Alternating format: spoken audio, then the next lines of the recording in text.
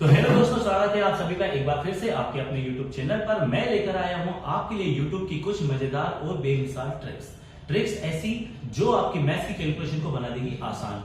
आज math basic में मैं बच्चों के माइंड का वो कंफ्यूजन दूर करने जा रहा हूं, वो उन्हें पूरे सवालों के बीच में अटकने पर 100% आता ही आता है, चाहे कुछ भी कर लो। ठीक है, तो आज उसी कुछ जो कंफ्यूजन आपको सवालों के बीच में पैदा होता है, जब आप सवाल कर रहे होते हो और बीच में कहीं छोटी सी स्टेप पर जाकर अटक जाते हो और फिर वहां हाथ रुक जाता है और समझ नहीं आता कि अब मैं इसके आगे क्या करूं। ठीक है, तो मैथ्स में जो अपने आप को समझते बिल्कुल कमजोर और जिनको लगता है यार ये मैथ्स मेरे बस की नहीं है, ये वीडियो उन्हीं के लिए है।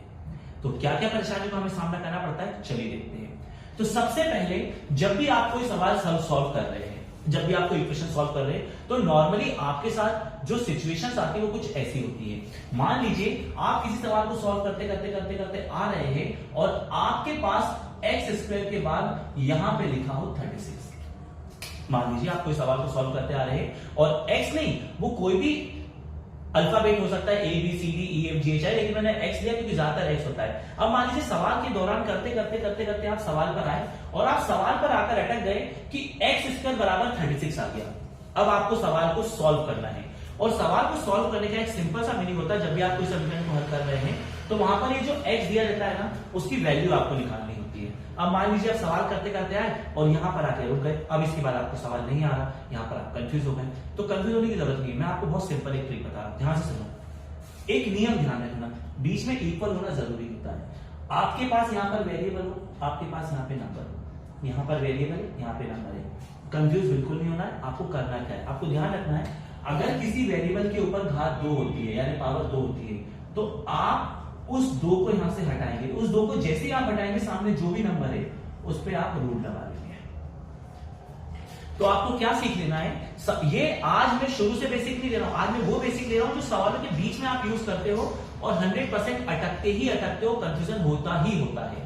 तो क्या करना है आपको, जब भी आप स्क्वायर देखो कोई वेरिएबल पर, इक्वल टू कोई नंबर, तो आप यहां से स्क्वायर हटाइए और स्क्वायर हटाते से यहां पे रूट लग जाएगा। और हमेशा ध्यान रखिएगा, रूट के साथ आगे लगता है प्लस और माइनस, क्योंकि रूट की वैल्यू जो होती है वो प्लस में भी हो सकती है और माइनस में भी हो सकती है। तो जैसे ही आप यहां से स्क्वायर हटाएंगे, यहां रूट लगेगा और रूट के साथ प्लस माइनस लगेगा, तो प्लस माइनस तो वैसे ही, और 36 का रूट होता है 6, यानी आप एक्स का आंसर बोल सकते हो एक बार प्लस का 6 और एक बार माइनस का 6। ये जो प्लस माइनस आप लेते हैं, इसका मतलब है कि एक्स का मान एक बार प्लस में भी आ सकता है, एक बार आ सकता है मान माइनस में भी आ सकता है। कभी भी कोई भी सवाल आप कर रहे हो, अटक गए, मान लीजिए आपका सवाल चले जा रहा है, चले जा रहा है और ए स्क्वायर मान लीजिए और यहां पे लिखा है 49, कोई टेंशन की बात नहीं है। आप स्क्वायर हटाइए, यहां पे रूट लगाइए और रूट के साथ लिखिए प्लस माइनस, भूलिएगा मत, और 49 का मान होता है 7, ये आपका आंसर आ जाएगा। तो अब कभी भी जब आपके द्वारा आप सवालों को सॉल्व कर रहे हो और बीच में ऐसी सिचुएशन आ जाए कि, और वो मैक्सिमम तौर पे आ ही जाती है, ऐसी सिचुएशन आ जाए कि जब आपके पास स्क्वायर आ जाए, सामने कोई नंबर हो, आप कंफ्यूज हो रहे हो कि आपको क्या करना है, तो आपको ज्यादा कंफ्यूज होने की जरूरत नहीं है।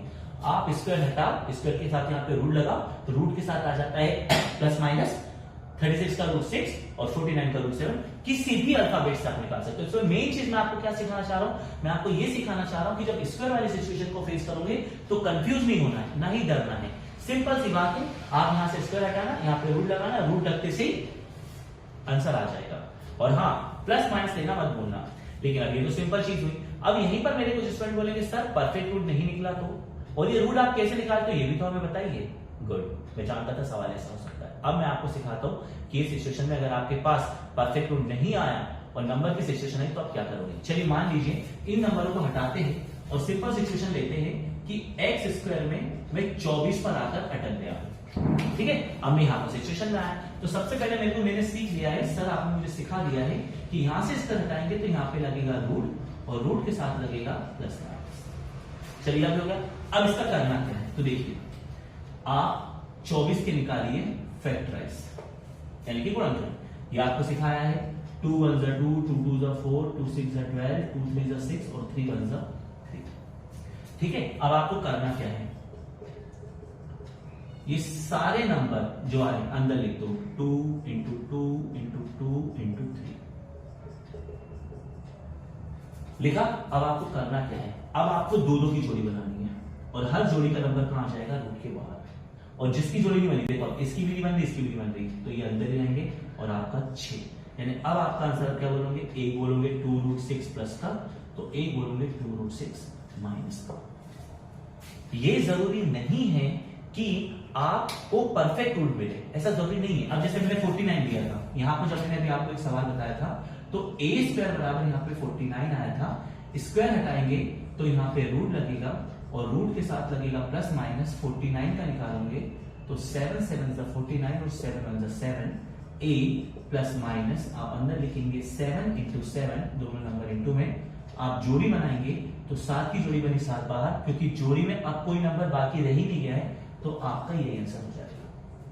तो आप यहाँ पे सीख क्या रहे हैं, आप यहाँ पे सीख रहे हैं, आप स्क्वायर हटाएंगे, रूट लगाएंगे, रूट लगाएंगे, जो भी नंबर है उनके फैक्टराइज निकालेंगे, आप उनको यहां लिखेंगे, आप जोड़ी बनाएंगे, जिस नंबर की जोड़ी बनती है वो बाहर आ जाएगा, जिसकी जोड़ी नहीं बनती है वो इंटू होके अंदर ही रह जाएगा। ठीक है, सामने आ गया। अब उसके बाद क्या, उसके बाद ये कि फिर आप उस एक बार प्लस में लिख लेंगे, एक बार टाइम लिख लेंगे माइनस में। तो अब जैसे 49 था, 7 7 49 को मैं 7 को 2 बार लिखा, जोड़ी बनाई, अब इसकी जोड़ी बन गई, कोई नंबर बच ही नहीं रहा है। तो जब कोई नंबर नहीं बच रहा है तो रूट क्या हो जाता है, खत्म हो जाता है, और जब रूट खत्म हो जाता है तो आपको एक परफेक्ट आंसर मिल जाता है। तो आप इसको आप कैसे लिख सकते हो कि a का मान एक बार 7 है, तो एक बार a का मान क्या है, -7। सिंपल सी बात है, ना कोई कंफ्यूजन, ना कोई परेशानी, सिंपल आपको लॉजिक लगाना है। समझ आया आपको, सिंपल सी बात।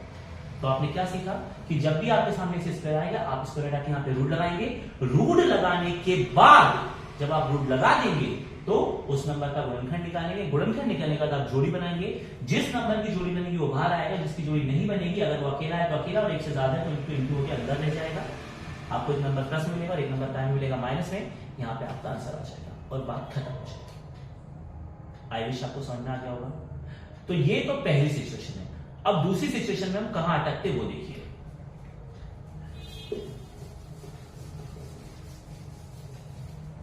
अब दूसरी सिचुएशन हमारे सामने बहुत बुरी तरह से आ जाती है जब हम कोई सॉल्यूशन कर रहे हैं और ये आ गई सिचुएशन, और ये सब सवालों के बीच में आती है, शुरुआत में नहीं होती। अब आपको यहाँ पर एक्स निकालना है, हालांकि इस पर मैंने बहुत सारे वीडियो बनाए हैं, पर मैं आज चाह रहा हूं कि सवाल के बीच में जब आप कंफ्यूजन में आते हैं तो आप इसको कैसे। अब यहाँ पर आपको सबसे मेन वजह आती है पक्षांतर की, जो कि 90% एल्जेब्रिक स्टूडेंट, सॉरी 90% मैथ्स के स्टूडेंट को इस चीज में दिक्कत जाती है, और सीरियसली जाती है। सिर्फ 5 से 10% बच्चे हैं जो बिना किसी परेशानी के आराम से इसे कर लेते हैं, लेकिन कोई दिक्कत नहीं है ना। परेशानी है तब तो दिनेश सर है तो परेशानी नहीं होगी। तो देखिए आपको करना क्या है, जब आप इस सिचुएशन पे आके अटक जाओ, ध्यान रखिएगा ये इक्वल टू का बड़ा इंपॉर्टेंट रोल होता है, इसको हमेशा ध्यान रखना है, इसमें कभी कंफ्यूज मत होना।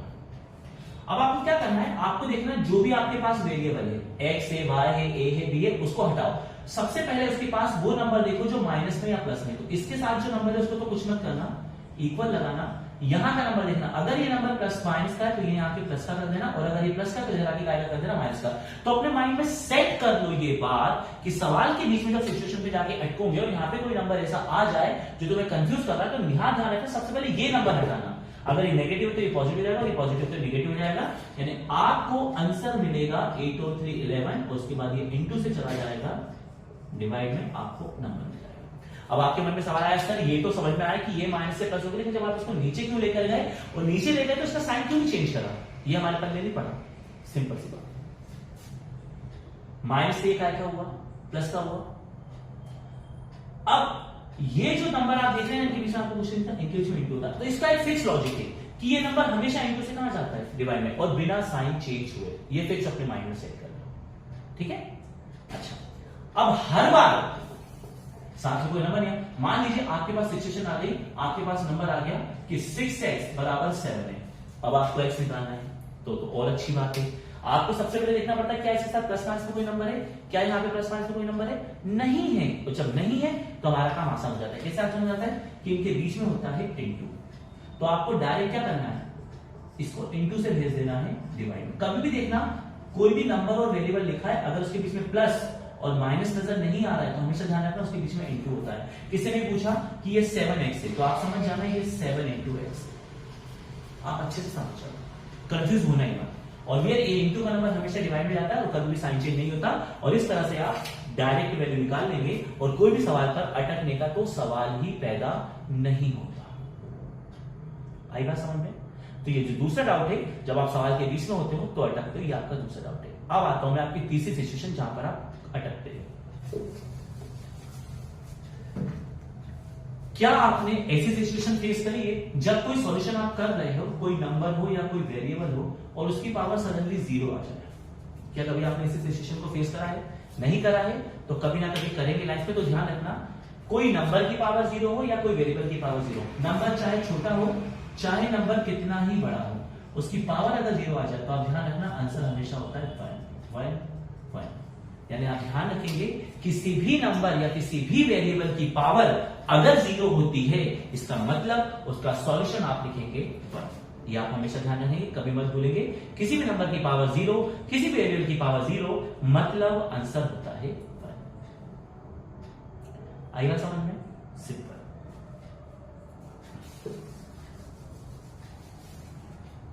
चलिए अगली प्रॉब्लम जो आप फेस करते हैं, अब उस पर आते हैं। मान लीजिए कभी कभी आपके पास यहां पर आया x की पावर 3 और यहां पर है 27। अच्छा, 2 का फंडा तो आप समझ गए कि सर आपने सिखा दिया 2 हटाएंगे तो यहाँ पे रूट लग जाएगा और रूट लग जाएगा, फिर हम दोनों की जोड़ी। लेकिन सर 3 आएगा तो हम क्या करेंगे? उसका भी सॉल्यूशन है। 3 आएगा तो यहां जो नंबर है उसका भी गुणनखंड यानी फैक्टराइज निकालो। 3 9 27, 3 3 9 और 3 1 3। ठीक है, अब गौर से देखिए 3 कितनी बार आ रहा है? 3 बार। तो आपको करना क्या है? 27 को हटा के लिख देना है 3 की पावर 3। अब आपको यहां सीखना क्या है, अब मैं आपको समझाता हूं, ध्यान से सुनिए। ये आधार होता है और ये घात होती है हिंदी में, ये बेस होता है और ये पावर होती है। अब मैं जो आपको सिखाने जा रहा हूं, अगर किसी बेस की पावर बीच में, लेकिन ध्यान रखिएगा इक्वल टू का होना जरूरी है। यदि किसी बेस की पावर जो होती है, यदि किसी बेस की पावर जो होती है अगर वो सेम है तो बेस यानी कि आधार डायरेक्ट इक्वल हो जाता है। कोई भी सिचुएशन हो, आप कहीं भी देख लेना। मान लीजिए ये a की पावर 5 है, ये 7 की पावर 5 है, अगर ये सेम है तो आप a बराबर सीधे लिख दीजिए 7। यानी आपको मैं जो सिखाने जा रहा हूं वो बात ये है कि किसी भी, पहले तो ध्यान से सुन लीजिए, ये आधार होता है, ये उसकी घात होती है, ये बेस होता है, ये उसकी पावर होती है। अगर पावर सेम है तो बेस सेम होगा, अगर घाते समान है तो आधार समान होंगे, और अगर यहां पर एक चीज, आधार समान है तो घाते समान होंगे। कोई भी मान लीजिए x की पावर 3, x की पावर कुछ भी ले लीजिए, a b c d e f g n ले लीजिए, तो अभी देखो आधार समान है तो घाते समान होंगे। तो आपको ये 2 बातें ध्यान रखनी पड़ेगी। अगर आधार समान है, बेस सेम है तो पावर इक्वल होगी, अगर बेस सेम है तो पावर इक्वल होगी, और अगर पावर इक्वल है तो बेस इक्वल होगी। यानी कि घाते समान है तो आधार समान, और अगर आधार समान है तो घाते समान। देखिए ये बहुत छोटी छोटी चीजें हैं, हमारे सवाल को कहीं ना कहीं सिचुएशन पे जाके अटका देती है, उसके बाद हमारा सवाल वहीं अटक के रह जाता है और हम वहां से आगे नहीं बढ़ पाते हैं। ये अच्छी तरह से आप लोग जानते हैं, इसीलिए मैं आप लोग के लिए वीडियो लेकर आया ताकि आपका ये कंफ्यूजन दूर हो और आपको अच्छे से समझ में आए। एंड आई विश कि आपको समझ में आ रहा हो। ठीक है, अब आ जाते हैं हम अपनी चीजों पे। अब हम आते अपनी अगली वीडियो पर आते हैं, मतलब अपने अगले टॉपिक पर आते हैं जिसमें आपको सिचुएशन का सामना बहुत ही हेल्दी तरीके से करना पड़ता है। कभी कभी आपके सामने सिचुएशन आती है, आप सॉल्व करने बैठे और आपके पास ये आ गया, अब आपको समझ में आ रहा, आप बोलोगे सर ये तो प्योर और माइनस से कहां कंफ्यूज होते हैं? सबसे ज्यादा कंफ्यूज होते हो, सबसे ज्यादा कंफ्यूज कैसे होते जानते हो? कंफ्यूज कुछ इस तरह से होते हैं, आपको पता है कि माइनस का नाम बोलोगे सर 9 में से 7 दिया 2 बचा, लेकिन आप आंसर में जो निशान होता है लगाना भूल जाते हो। जिससे 9 बड़ा है ना तो इसका निशान क्या आ जाएगा? माइनस का। अब यकीन मानिए ये सिचुएशंस क्यों जरूरी है। देखिए कभी भी एक बात का ध्यान रखिएगा, अगर आप सॉल्यूशन कर रहे हैं, आप प्लस माइनस कर रहे हो, तो आप नंबर पे ध्यान दीजिए। और एक बात ध्यान रखिए, हर नंबर का निशान उसके आगे होता है, हर नंबर का निशान उसके आगे होता है। कोई भी सॉल्यूशन आप करने बैठे और कोई नंबर आ जाए तो ये ध्यान रखिएगा, आप प्लस कर रहे हो या माइनस कर रहे हो, आंसर जब आ जाए तो आप उन नंबरों को देखा करिए जिससे आपने प्लस करा और जिससे आपने माइनस करा है। उन नंबरों को देखकर आपको क्या समझना है? उन नंबरों को देखकर आपको ये समझना है कि जो नंबर बड़ा होगा उसी का निशान लगेगा। अगर ये नंबर 9 बड़ा है, इसका निशान माइनस है, तो भले ही आपने माइनस किया हो लेकिन आंसर में माइनस लगेगा ही लगेगा। तो जब भी दो संख्याओं को आप सॉल्व कर रहे हो, दो नंबर को आप सॉल्व कर रहे हो, तो आंसर आ जाए तो सिचुएशन ध्यान रखिएगा कि नंबर अगर जो भी नंबर बड़ा हो उसका साइन लग जाएगा, अगर वो प्लस है तो प्लस और माइनस है तो माइनस। आई होप कि आपको आज की वीडियो समझ में आ गई होगी। और भी ऐसी बीच बीच में बेसिक आप सवाल में जहां जाके अटकते हैं, मैं ऐसे टॉपिक्स पर आपके वीडियो लाता रहूंगा, क्योंकि जब मैं पढ़ाता हूं तो मैं देखता हूं मेरे स्टूडेंट्स कहां पर जाकर अटक रहे हैं, कौन सी सिचुएशन से कंफ्यूज कर रही है। तो अगले वीडियो में आपका कोई ऐसे डाउट दूर करने के लिए मैं नेक्स्ट वीडियो बनाकर जरूर लेकर आऊंगा। मिलते हैं आपसे नेक्स्ट वीडियो में, तब तक ऐसे सीखते रहिए, समझते रहिए और खुश रहिए। जय हिंद।